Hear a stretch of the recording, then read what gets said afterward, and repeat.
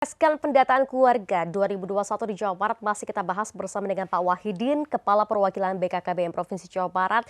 Tadi sempat disampaikan formulir yang nanti akan diisi oleh masyarakat, selain mungkin mengenai data diri dan lain sebagainya. Ada hal yang menarik adalah bagaimana sebetulnya keseharian dari masyarakat itu di rumah dan lain sebagainya agar mengukur tingkat kebahagiaan tadi ya Pak. Bahkan dan stunting ini juga menjadi salah satu sasaran. Tapi ada target Pak tadi, target yang betul-betul diharapkan oleh pemerintah pusat dari program pendataan keluarga ini apa sebetulnya Pak target utamanya? Ya, tadi di samping target jumlah keluarga tentu memang ada target yang tidak kalah pentingnya, terutama memang Bapak Presiden kan mencanangkan bahwa angka stunting di Indonesia Ya. itu di akhir tahun 2024 paling tinggi 14%, tidak boleh melebihi 14%. Sementara angkanya saat ini masih 27,7% secara nasional ya, angka stunting. Iya. Padahal Indonesia itu inginnya di tahun 2024 2045 akan disebutnya sebagai menciptakan generasi emas ya, sebagai kebangkitan kedua.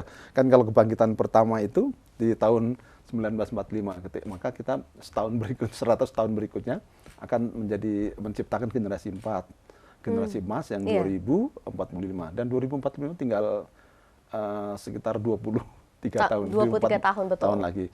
Nah, untuk menciptakan generasi emas, salah satu yang indikator yang penting ya jangan sampai ada stunting, karena bagaimana akan menjadi generasi emas ketika angka stunting masih tinggi.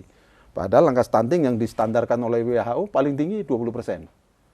Menurut WHO, Indonesia sendiri kan angkanya masih 27%. Artinya masih harus diturunkan banyak.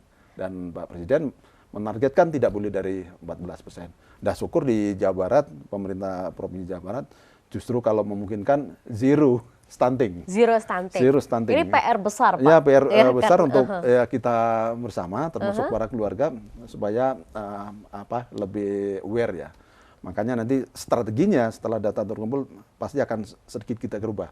Karena penanganan stunting kan sebenarnya sudah beberapa tahun yang lalu, tapi memang penurunannya rata-rata 1 tahun hanya 0,3 turun sih artinya.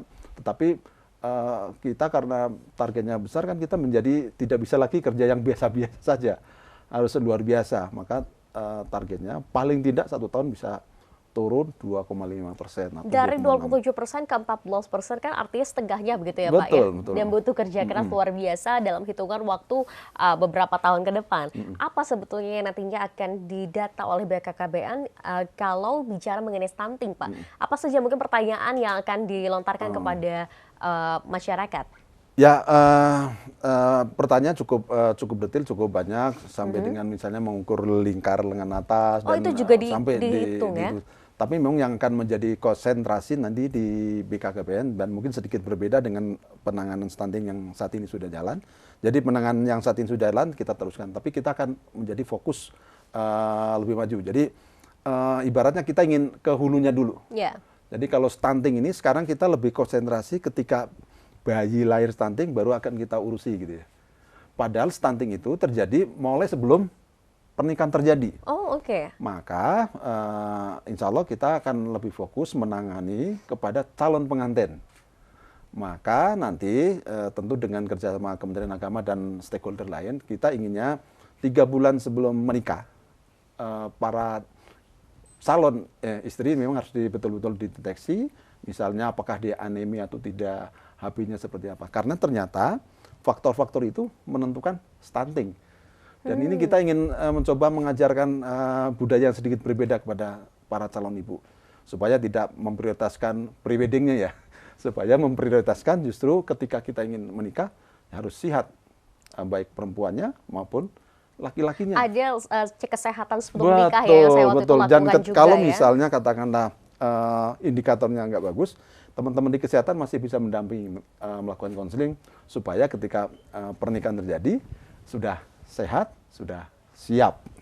Dan intinya kita ingin supaya bayi yang lahir jangan stunting lagi, supaya kerja yang di ulu tadi nggak, yang di hilir tadi nggak berat. Betul, betul. Mungkin edukasi gizi dan sebagainya juga sangat penting. Ya, mencegah sebelum bayi lahir stunting lebih bagus di sini daripada kita menyehatkan yang sudah stunting, ternyata cost-nya lebih mahal. Upaya preventif sebelum ya Pak ya. Betul. Ketika Jawa Barat akhirnya dapat mensukseskan program dari pendataan keluarga ini, apa sebetulnya manfaat yang akan sangat dirasakan ke depannya? Ya, yang pasti karena kita sudah punya nanti data keluarga by name, by address, dan by problem. Maka ketika kita ingin melakukan intervensi dalam tataran yang paling mikro, si A itu problemnya apa? Di 17 indikator yang tadi kita sebut terkait kebahagiaan, bisa kelihatan yang bermasalah di mana.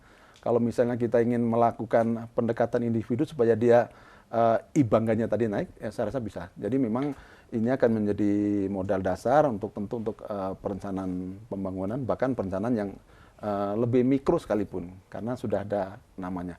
Dan data ini memang nanti akan bisa dipetakan sampai ke level desa. Jadi untuk yang karena nanti common centernya kalau akan dibayang di level kecamatan. Jadi kalau misalnya akan ada perbaikan, tuh update-nya nanti setiap saat bisa dilakukan di level kecamatan.